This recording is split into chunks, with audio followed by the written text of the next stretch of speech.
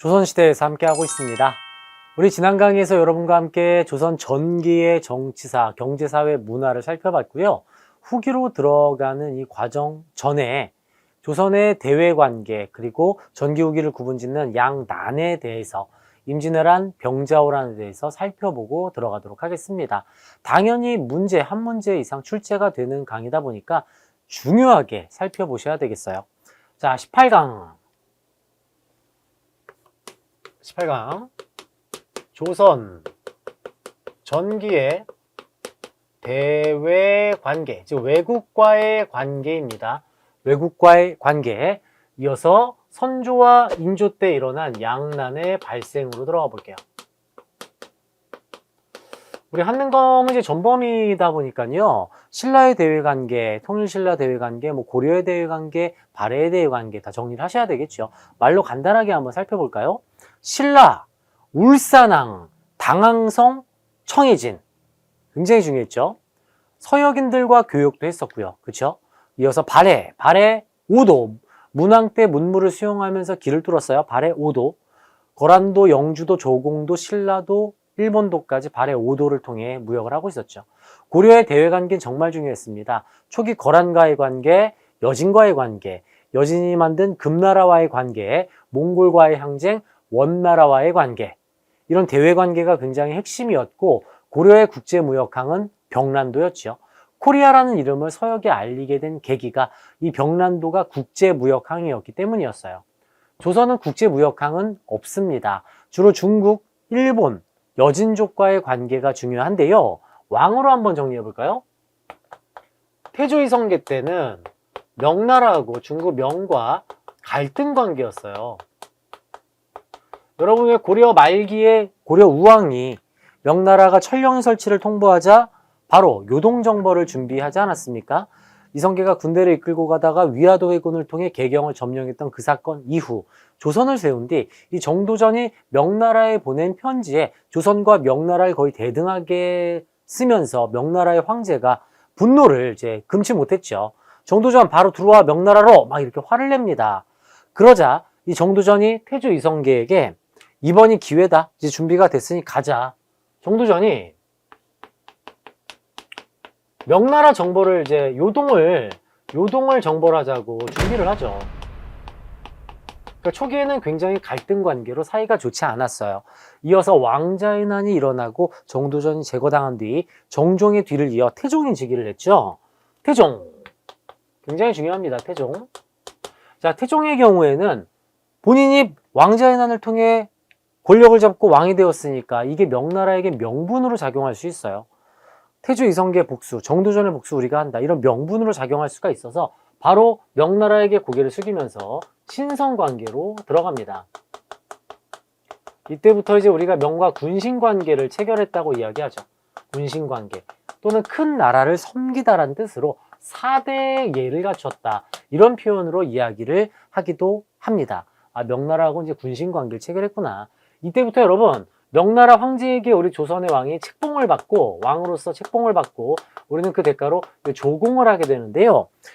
이거 중요하게 보셔야 돼요. 그렇다고 해서 명나라 황제가 조선의 정치에 간섭하는 것이 아니라 이것은 명목상으로 친선을 추구하기 위한 당시의 국제 관계였어요. 조선의 왕이 예를 들어 쌀 1000석을 조공을 하면 황제가 자존심이 있죠. 왕이 1000석 보내왔는데 그 이상으로 2배, 3배로 특산물을 또 내려줘야 돼요. 서로 주고받는 친선 관계가 책봉 조공 체제라고 생각하시면 되겠습니다. 책봉 조공. 그러니까 일종의 실리죠. 실질적인 이득, 실리를 추구하고 있었다. 이렇게 명관은 태종 때 친선 관계를 체결하게 되었고요. 세종대왕 때 명나라하고는 계속해서 친선 관계로 들어가요. 자, 지도 한번 그려보겠습니다. 옆에 CG로 지금 나오고 있어요, 여러분. 그죠? 이거 보시면 되겠고요. 자, 명나라하고는 우리가 태종 이후 군신 관계죠. 그 4대를 하고 있습니다. 4대를 하고 있고 이쪽에 여진족이 있고요. 아래 일본이 있어요. 세종대왕 때 우리나라 영토 기억나시죠? 여진과의 관계를 먼저 살펴보자면 세종대왕 때 이제 강압책으로 여진족이 까부니까 4군, 육진을 개척하면서 영토를 빼앗아 버렸죠. 압록강, 두만강까지 진격했고요. 최윤덕, 김종서 장군을 보내서 4군 육진을 개척해버립니다. 두 번째로 회유책이 있었어요. 강압책만 실시한 것이 아니라 귀순을 장려했죠. 들어와. 여러분, 백정이란 단어에서 제가 이 왜 천안일을 하게 됐는지 이때 설명을 좀 드렸어요. 귀순을 장려하기도 했고 무역소를 만들어서 공무역을 단행하기도 합니다. 자, 이렇게 여러분, 강압책과 회유책을 적절하게 같이 쓸 때 우리는 이것을 교린정책이라는 표현을 사용합니다. 교린정책. 친할 땐 친하고 싸울 땐 싸운다는 뜻이죠. 이렇게는 이제 교린입니다. 교린. 세종대왕 때 이제 일본과의 관계도 중요해요. 일본과의 관계로 한번 들어가 볼까요? 일본이 막 노략질을 하고 해적질을 하니까 이제 혼내줘야죠. 세종대왕입니다. 계속 강압책으로 이종무 장군을 보내서 스시마 섬을 토벌해버립니다. 대마도 정벌. 이종무 장군, 이름도 알고 계셔야 돼요. 이종무 장군. 근데 또 역시 강압책만 한 것은 아니고 회유책으로 일본과 개해약조를 체결해요. 개해약조. 무역항을 열어줍니다. 삼포를 개항해 주는 거예요. 삼포 개항. 여기에서 제한적으로 무역해라. 여기 들어오게 해줄게. 부산포. 부산입니다. 연포와 제포. 이 울산항하고 경상남도 창원에 가면 진해가 있어요. 바로 거기에요. 연포와 제포. 삼포 개항을 또 해주면서 강압책과 회유책을 적절하게 쓰고 있군요. 이럴 때 우리는 교린정책이라고 이야기를 하죠. 교린정책. 자, 여러분 키워드 하나 드릴게요. 이거 가끔 나옵니다. 세종대왕이니까 개해약조다. 세종대왕의 개해약조. 한번 따라 하십시오. 세종대왕의 개해약조. 개세. 개해약조는 세종대왕이 되겠습니다. 비슷한 걸로 조선 전기 문화파트에서 요건 제가 언급을 안 한 것 같은데 조선시대 전기의 금속 활자가 굉장히 많이 만들어졌어요. 태종이 만든 금속 활자가 개미자가 되겠고요. 개미년에 만든 글자. 세종대왕이 만든 건 갑인자입니다.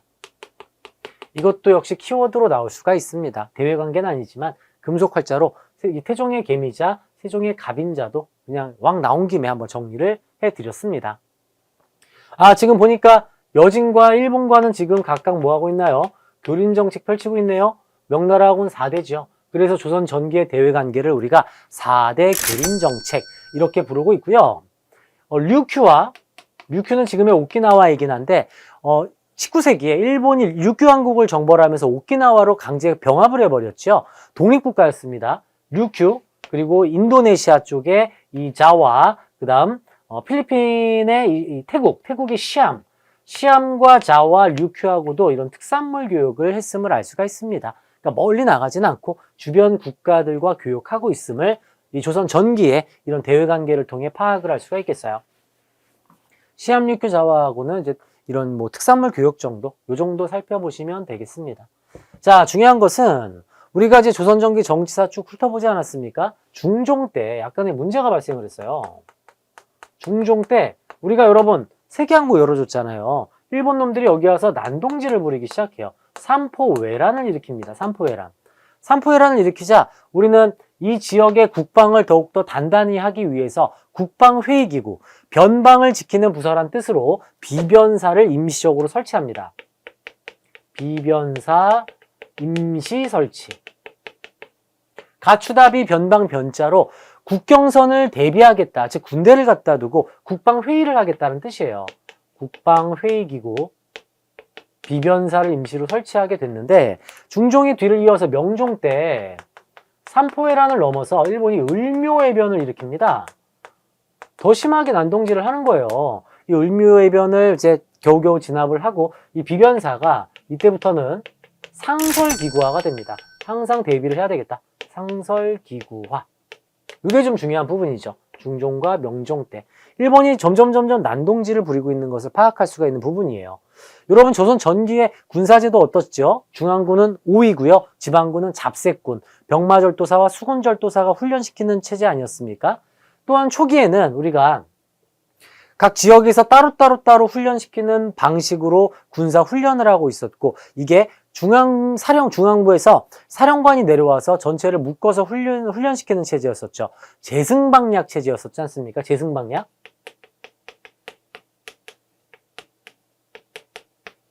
자, 이런 제승방약 체제로 운영이 되고 있었고요. 또 방납과 대립, 방군수포 등으로 군역제도가 점점 문란해지고 있었던 상황이었어요. 이런 상태에서 선조가 즉위합니다. 굉장히 중요합니다. 선조 때. 바로 율곡이가 먼저, 일본이 지금 뭔가 심상치가 않다. 군대를 양성해야 되겠다. 10만 양병설을 주장했으나 받아들여지지 않았습니다. 또한 이 시기에는 우리가 조선 후기 정치사에서 디테일하게 들어갈 건데요. 붕당 정치가 단행되고 있었죠. 붕당 정치가. 파벌과 라인이 형성되면서 조선의 정치가 운영이 되고 있었고 율곡이의 10만 양병설도 받아들여지지 않은 상태였어요. 군역제도는 문란해지고 있고 정치 역시 파벌과 라인이 형성되고 있을 때 자, 국제 정세 한번 살펴볼게요. 이 선조식입니다, 여러분. 자, 명나라는 이제 이쪽이긴 한데요. 여기다가 쓸게요, 제가 그냥. 명나라. 자, 명나라의 경우에는 북쪽에서는 몽골족이 계속 침공하고 남쪽에서는 왜구가 계속 들어오는 북로남해가 일어나고 있어요. 북로남해. 계속 이렇게 압박을 받으니까 도저히 안 되겠다. 무역 이제 통제해야 되겠다. 무역을 바로 통제하는 해금 정책을 단행합니다. 문제는 이 당시에 실버, 은이라고 하죠. 은. 신항로가 개척이 되고 이 서역과 이 유럽 사회 국가들이 중국으로 진출을 하면서 수많은 은들이 중국으로 모이고 있었어요. 이 유럽은 명나라의 도자기와 비단, 차를 사가지고 가고 있었고 그 대가로 은을 주고 있었는데 이 은이 쌓여 있어요. 일본도 교역을 해야 되는데 명나라가 무역을 통제하니까 무역을 지금 못하고 있는 상황이에요. 이게 막힌 상태입니다. 이런 상태에서 조선은 선조시대였었고 일본이 중요하죠. 일본은 전국시대 분열기를 여러분 다 알고 계시는 도쿠가와 이에야스가 통일을 해버려요. 아, 잘못 얘기했네요. 도요토미 히데요시입니다. 도요토미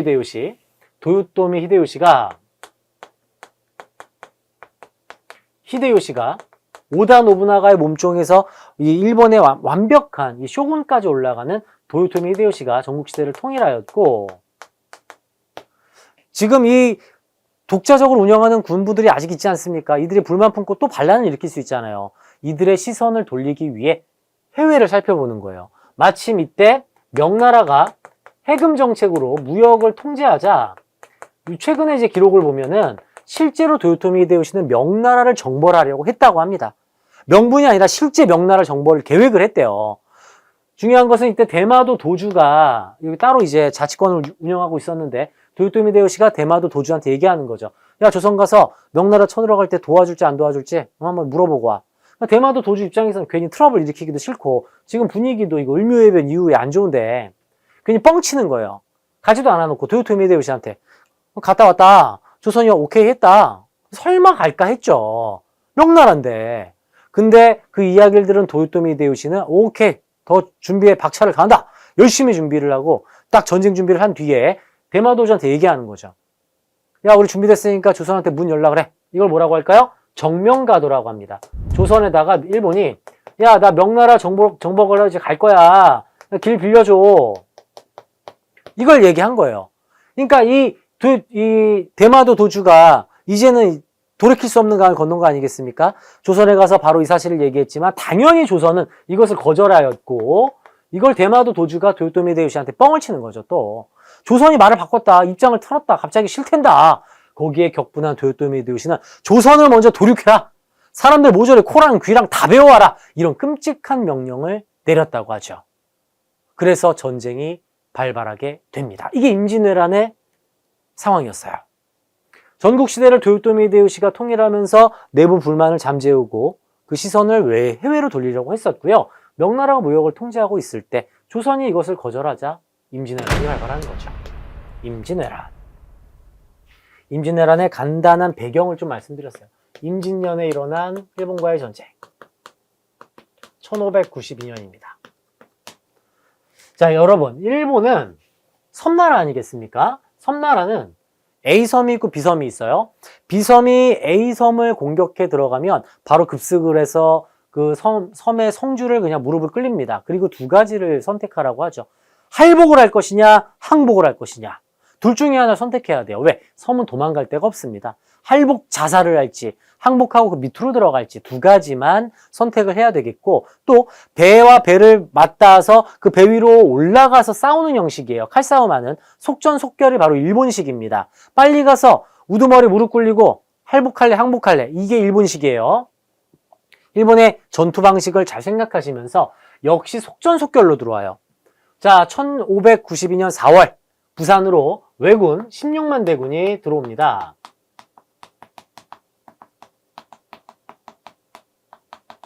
아주 빠르게 일본이 이제 속전속결로 가는 건데 이제 들어왔어요. 여기에서 우리 송상현 장군의 동래성 전투가 일어나죠. 송상현의 동래성 전투.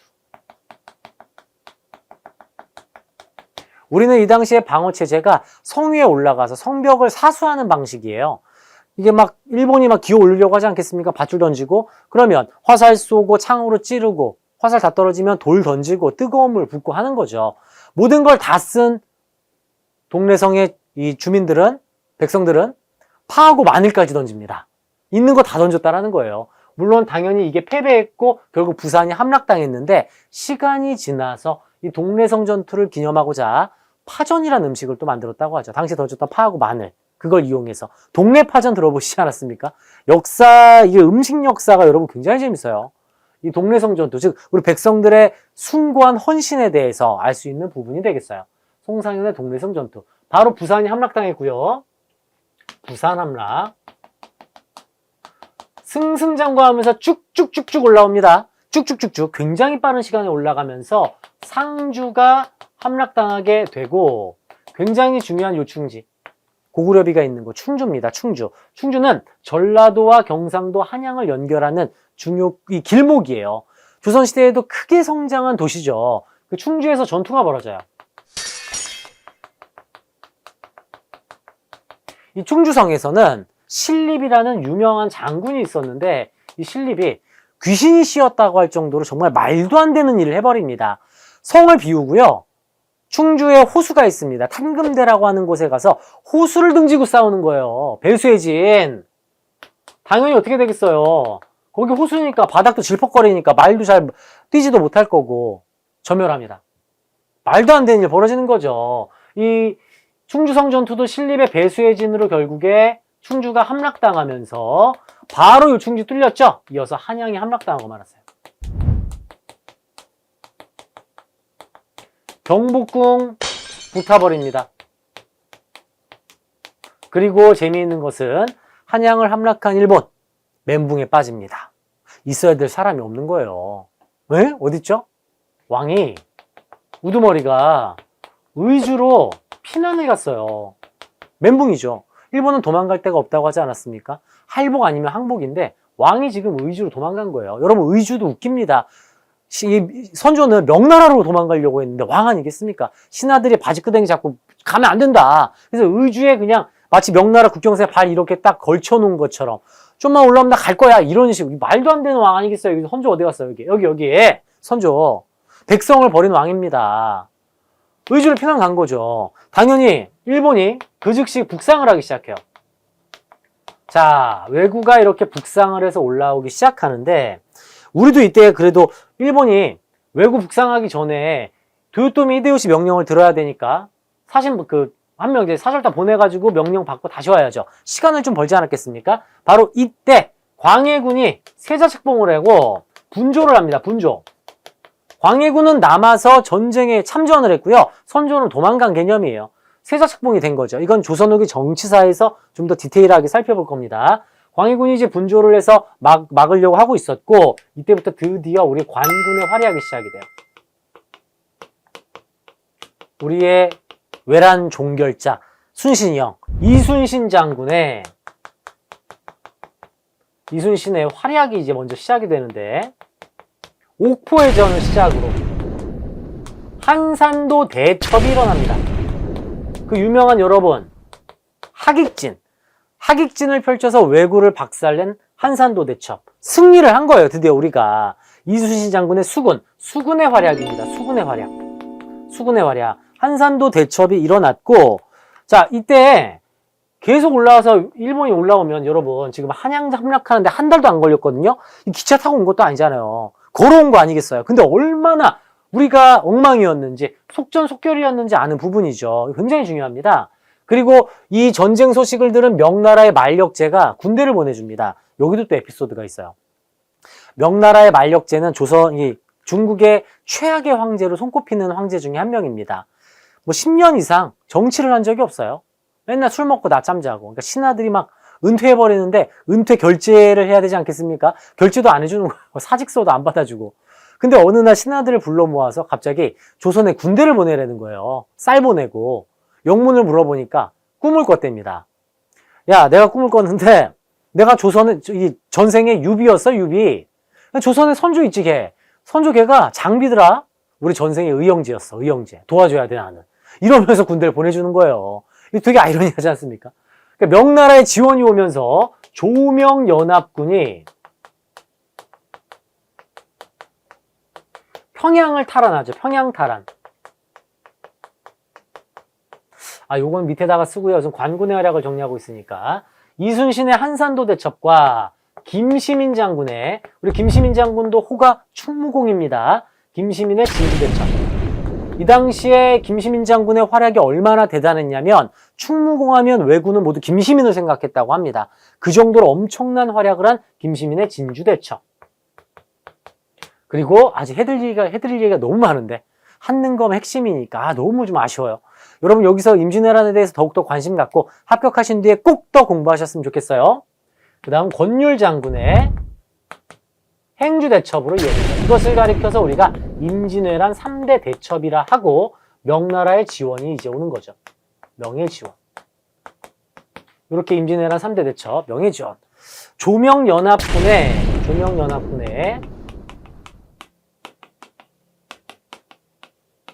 평양성 전투가 일어났고요. 이 평양선 전투를 승리하였고 또 이어서 의병이 활약을 합니다. 의병의 활약.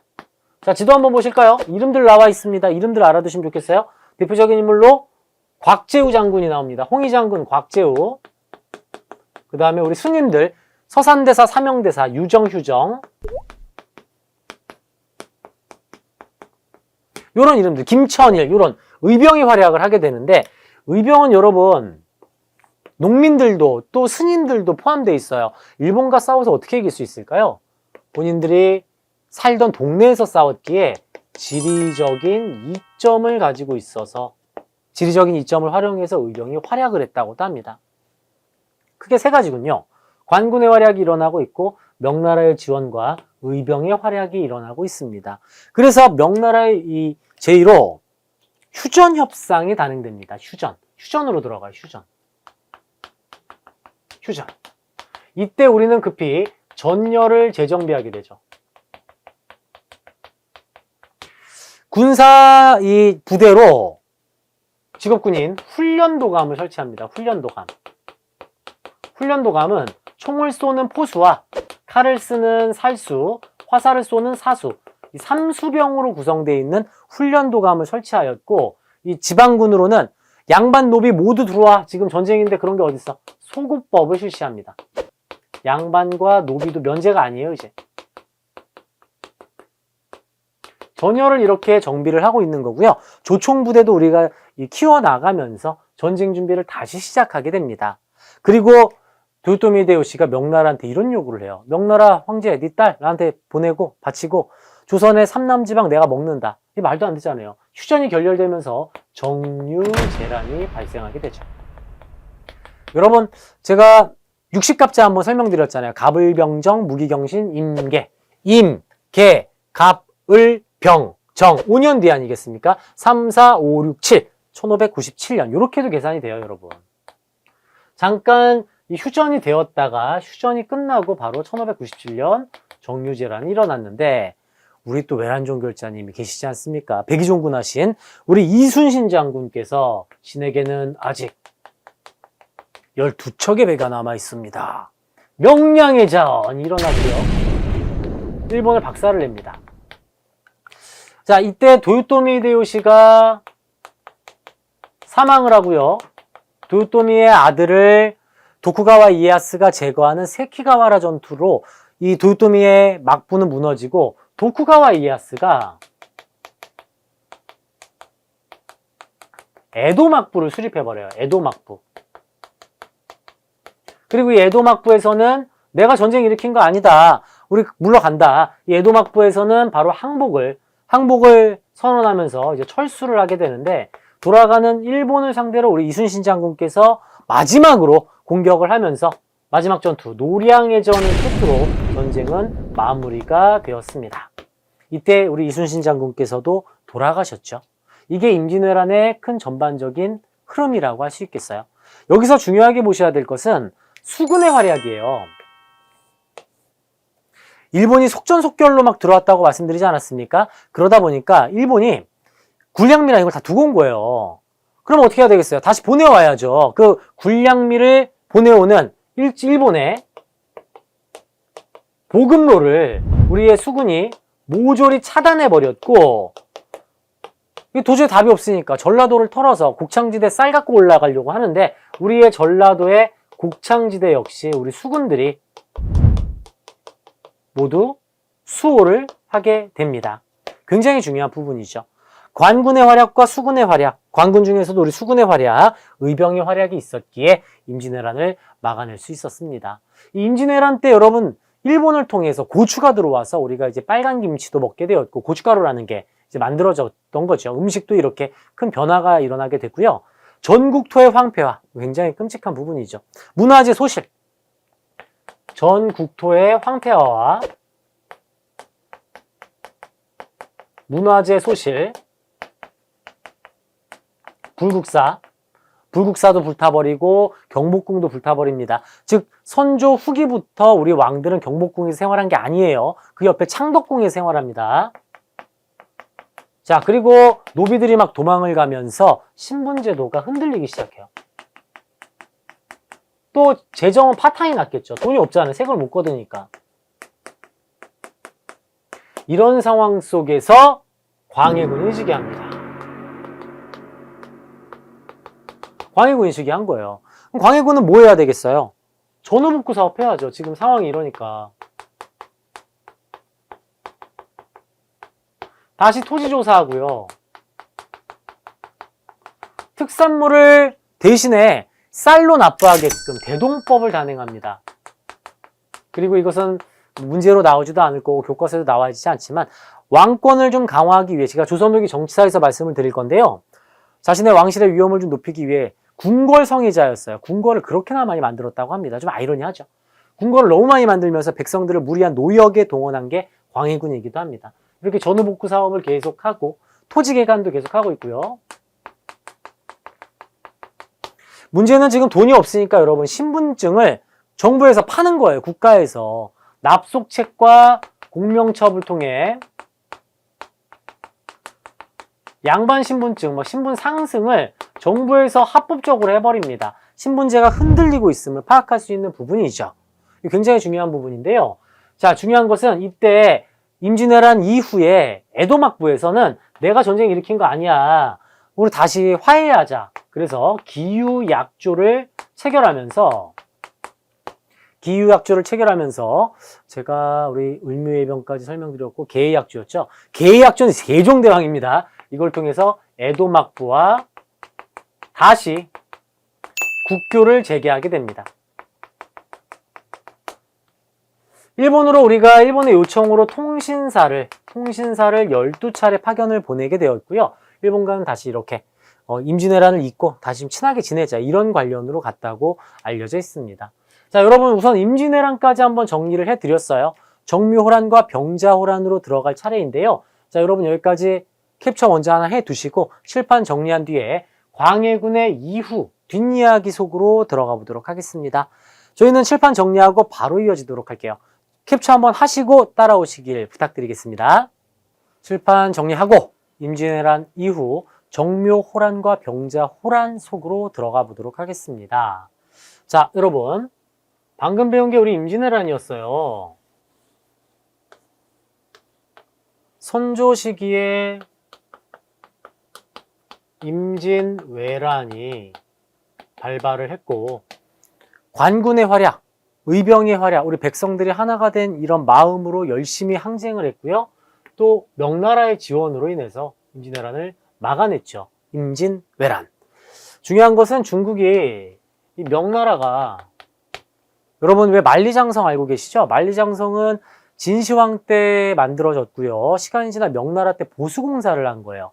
몽골족이 워낙 쳐들어오니까 이 계단식으로 이 벽돌을 이용해서 만리장성을 만들었는데, 무리한 토목공사를 했고, 또 조선을 지원해주면서 국방력이 형편없이 내려가게 됩니다. 재정도 악화됐고요.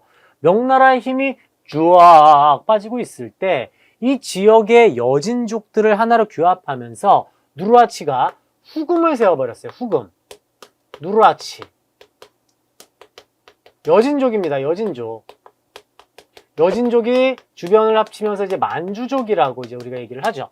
엄밀하게 얘기해서 말갈족이 여진족이 되고 여진족이 만주족이 된다고 정리하시면 되겠습니다.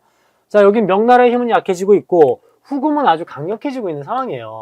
심지어 기록에 따르면은 후금이 조선에게 도와줄까? 임진왜란? 이렇게까지 제안을 했다고 합니다. 그 정도로 아주 강력한 상황이죠. 여기도 조선도 힘이 약해진 상태고요. 여기는 일본 에도 막부가 성립되어 있는 상황입니다. 앞서 말씀드렸다시피 광해군 시기에 기후약조를 체결하면서 국교를 재개했고요.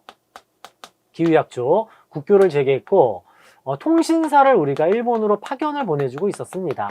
이 부분까지 우리가 정리를 한 상태예요. 문제는 조선입니다. 선조 이후 광해군은 선조의 정실부인이 아니라 중전이 아니라 후궁의 아들이라서 선조가 광해군을 굉장히 탐탁치 않게 여기고 있었습니다. 하지만 임진왜란 당시에 분조를 통해서 세자책봉을 하고 굉장히 또 활약을 했기에 왕으로 즉위를 할 수가 있게 되었죠. 광해군은 이런 상태에서 실리를 추구하고자 중립외교를 단행합니다. 대단한 거죠. 명과는 사대 관계였고 우리는 성리학의 나라로서 중국 화이관적 세계관을 통해서 공부를 하지 않았습니까? 한족이 세운 명나라와 의리를 지키면서도 후금과도 관계를 개선하는 중립외교를 하고 있는 거예요. 대단하죠. 자, 이 광해군의 중립외교 당시에 갑자기 중립외교를 하고 있는데 명나라가 야, 조선, 나 지금 후금 좀 공격해야 되겠거든? 너 나한테 돈 받았지? 군대 보내. 이렇게 되는 거예요. 조선에 군대를 요청을 합니다. 안 보내줄 수가 없겠죠. 중립외교를 하고 있다 하더라도 이것을 우리가 거절할 수가 없었기에 강홍립 장군을 보내서 명나라를 도와주라는 명령을 내렸는데요. 밤에 다시 불러요. 그리고 비밀 지령을 하나 더 내립니다. 홍립아, 후금을 만나거든 지휘관 만나서 얘기하고 와. 어쩔 수 없이 왔다 그래. 그리고 졌다 그러고 거짓으로 패배하고 그냥 돌아와. 이런 비밀 지령을 내려버립니다. 이 강홍립은 과거 여진족 통역관 출신이에요. 여진족 말을 굉장히 잘했겠죠. 이 강홍립의 비밀 지령을 통해서 우리는 광해군이 중립외교를 표방하고 있구나. 이걸 알 수 있는 부분입니다. 문제는 조선 후기 정치사 붕당 정치에서도 우리가 살펴볼 예정인데요. 이 광해군이 중립외교를 펼치고 있는 것을 못마땅하게 여긴 서인이 주도하여 여기에 이제 남인이 참여합니다. 반란을 일으켜버려요. 광해군을 몰아내고 인조를 즉위시킵니다. 인조 반정이 단행되는 순간이죠. 여러분 왜 살인은 뼛속까지 성리학자고 보수적이고 고지식하다 기억나시나요? 끝판왕이 그 서인인데 명나라하고 의리 저버리고 지금 중립외교하고 있으니 얼마나 못마땅하겠습니까? 인조 반정을 단행한 서인들, 이게 성공하면서 광해군은 결국 쫓겨나게 되고 인조가 즉위하게 됩니다. 이 부분은 다음 강의에서 디테일하게 들어갈 거라 지금은 양난 때문에만 간단히 말씀드렸어요. 자, 인조. 누가 즉위를 시켰죠? 선조, 이 서인이 주도하지 않았습니까? 바로 즉위함과 동시에 명나라하고 친하게 지내고 금나라를 배척하기 시작해요. 후금 입장에서는 화날 노릇이죠. 갑자기 조선이 자신들을 배척하고 있으니까요. 원래 중립외교였는데 이런 상태에서 인조식이 반란이 하나 일어납니다. 이괄의 난이 일어났어요. 이괄의 난이 일어난 이유는 여러분 왜 우리 계유정난 기억나시나요? 계유정난 당시에 세조가 정난 공신들을 엄청나게 우대하면서 훈구로 성장시켜줬죠. 그것처럼 인조반정 당시에 반정 공신들이 있었어요. 왕 만들어줬으니 나도 한 자락 챙길 수 있겠다. 근데 이괄이 공신 책봉을 하니까 본인은 1등 공신이 될 줄 알았는데 2등 공신 책봉을 받은 거죠. 그거에 불만을 품고 반란을 일으켰으나 이것이 진압당했으나 이괄의 부하들이 후금으로 도망가요. 그리고 얘기하는 거죠. 광해군을 서인들이 조졌다. 광해군이 서인 때문에 몰락했다. 그리고 인조가 친명배금 하는 거다. 이렇게 일러버립니다. 오케이. 이 이야기들은 후금이 좋아. 가만히 두지 않겠어. 바로 광해군의 복수를 외치며 정묘 호란을 단행합니다. 전쟁을 일으켰어요. 정묘호란. 정묘호란. 자, 명분이 있어야 됩니다. 전쟁에는 광해군의 복수를 표방하면서 친명배금 정책을 못마땅하게 여긴 후금이 전쟁을 일으켰고 인조가 급히 강화도로 피난을 가요. 우리 조선의 지역들이 또 쑥대밭이 되고 있을 때 이때 활동한 장군들, 이름 중요합니다. 의병도 있고 장군도 있는데요. 정봉수와 이립이 나와요. 이립. 용골산성 이런 지역으로 지역이랑 이름이 뒤에 나오는 병자호란과 비교해서 나오기 때문에 이들의 활약을 꼭 이름을 정리하고 계셔야 돼요. 정봉수와 이립의 활약. 정묘호란 당시에. 자, 우리가 지금 쑥대밭이 되고 있을 때 도저히 안 되겠는 거죠. 그래서 그나마 후금과 친한 강홍립. 강홍립이 이거 하지 않았습니까? 그래서 강홍립이 중재를 해서 우리는 그래 친명배금 접을게, 친하게 지낼게, 형제하자. 형제관계를 체결하게 됩니다. 그로부터 9년 뒤 명나라는 이제 완전히 무너지게 되고요. 중국은 만주족이 세운 후금이 중국을 지배하면서 이름을 청으로 국호를 변경하게 됩니다. 후금이 나라 이름을 청으로 바꿨어요, 여러분. 같은 민족입니다. 같은 나라예요. 후금이 청으로 나라 이름을 바꾸고 청은 야 조선 이제 나를 섬겨라. 조선의 군신관계를 요구하는 상황입니다. 우리 성리학자들 아니겠습니까? 화이론적 세계관, 한족 중심이고 나머지 모두 오랑캐다. 이게 화이론적 세계관인데 군신관계를 청나라가 요구하고 있는 거예요. 이거 좀 말도 안 되잖아요. 그러니까 이런 상태에서 끝까지 명과 의를 지키자고 주장한 사람들이 있고 아니야, 이때 정묘호란 때 본이 엄청 강하더라. 때를 기다리자. 우선은 화의를 체결하자. 이렇게 주장한 두 세력으로 나뉘게 되죠. 이들을 가리켜서 우리는 주화파와 척화파라고 불러요. 척화파. 이 척화파는 다른 말로 주전론자라고도 합니다. 주전론. 전쟁을 주장한다. 척화파 또는 주전론. 평화를 주장하는 주화파와 끝까지 평화를 배척하고 있는 척화파가 있습니다. 여러분 영화 남한산성을 보면 박해일 씨가 이제 인조로 나오고요. 이병헌 씨하고 김윤식 씨가 이렇게 나와서 서로 막 얘기하는 굉장히 웰메이드 영화가 있어요. 이 역사적 배경을 아시고 남한산성 영화 보면 그 당시 성리학이 얼마나 큰 위력을 갖고 있었는지 알 수가 있는 부분이죠. 이 주화파의 대표적인 인물이 김상헌입니다. 김상헌. 척화파가 이제 김상헌이고요. 주화파가 최명길이에요. 최명길. 자, 이들이 이렇게 대립을 하고 있다가 척화파가 결국에 우세해지면서 인조가 이들의 손을 들어주게 되는 거죠. 당연히 청나라가 가만히 있지 않지 않겠습니까? 바로 청태종이 직접 군대를 보내면서 전쟁을 일으켰고 이것을 가리켜 병자호란이라고 부릅니다. 청태종이 직접 침공을 했어요. 청태종. 아주 빠른 속도로 침공을 하다 보니까 이번에는 인조가 강화도로 미처 가지 못하고 남쪽으로 내려와서 남한산성으로 피난을 갑니다. 남한산성으로 피난.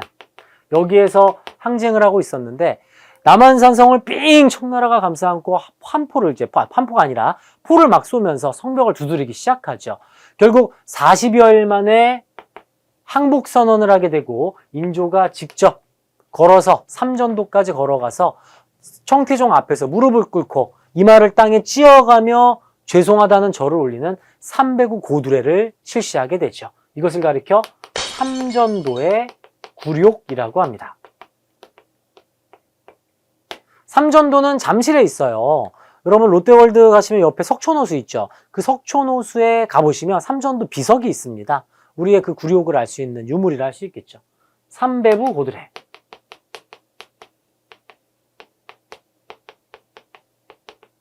이 굴욕을 통해 우리는 이때부터 청나라와 군신관계를 체결하게 되었습니다. 물론 병자호란 당시에 활약을 하기도 했죠. 임경업 장군이 백마산성에서 활약을 하기도 했어요. 이런 이름을 통해서 정묘호란, 병자호란을 구분하는 문제가 출제된 적이 있기에 한 번 더 강조를 좀 드리고요. 자, 친명백금입니다. 후금하면 정묘호란이고 청나라 하면 병자호란이에요. 청병자호란. 그리고 군신관계 결과가 되겠고요. 정묘호란은 후금이고 형제관계가 그 결과가 되겠습니다. 자, 인조 때 이런 굴욕들 두 차례 큰 전쟁으로 조선은 또다시 쑥대밭이 되었고 효종으로 이어지겠죠. 아버지에게 효도한다. 아버지가 당한 이 굴욕 이거 해결해줘야 되지 않겠냐. 그래서 이때 북벌운동이 단행됩니다. 청나라 정벌운동인데 했겠습니까? 안 하죠. 이것은 서인의 권력 유지 수단에 불과했어요. 오히려 시간이 지나면 청나라의 발달한 문물을 받아들이자라고 하면서 북학운동으로 이어지죠. 이 당시에 효종과 북벌운동을 같이 준비한 인물이 여기 이름이 또 한 명 나옵니다. 송시열이에요. 송시열. 굉장히 중요하죠. 송시열. 송자라는 이제 명칭을 가질 정도로 성리학적으로 굉장히 뛰어난 살인들의 존경과 이 숭배까지 했던 송시열이라는 인물이 북벌운동을 함께 준비하고 있었다. 후에는 북벌이 아니라 북학운동으로 들어갔고요. 오히려 이때 청나라의 요청으로 러시아 정벌을 할 때 우리 조총부대를 파견해 주기도 합니다. 라선 정벌 당시에 라선이 여러분 러시아예요. 라선 정벌 당시에 청나라의 요청으로 조총부대까지 파견했다.